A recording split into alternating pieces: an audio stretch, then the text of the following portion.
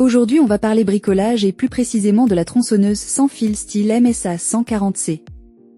Bien entendu, elle est très efficace pour les petites et grandes tâches de coupe, mais avec une autonomie perfectible. Nous l'avons donc analysée de plus près afin de vous présenter dans cette vidéo ses qualités et ses défauts.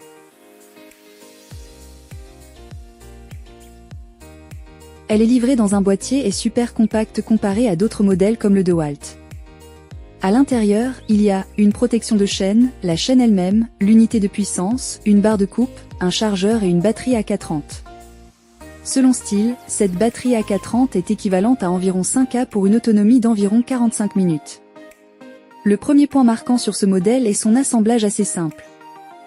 Il suffit d'ouvrir le compartiment, de monter la barre, puis d'ajuster la tension de la chaîne.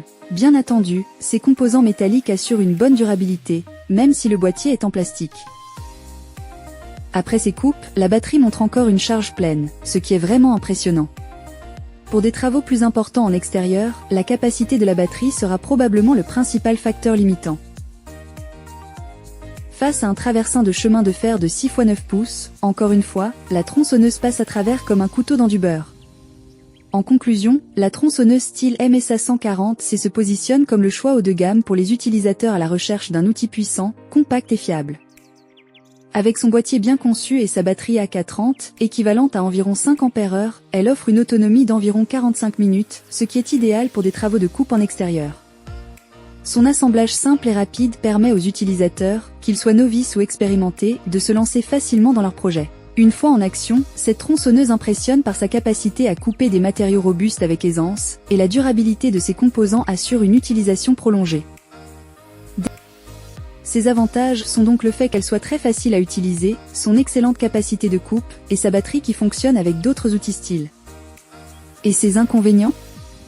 Son prix élevé et son autonomie limitée. C'est tout pour le test de cette tronçonneuse sans fil à batterie.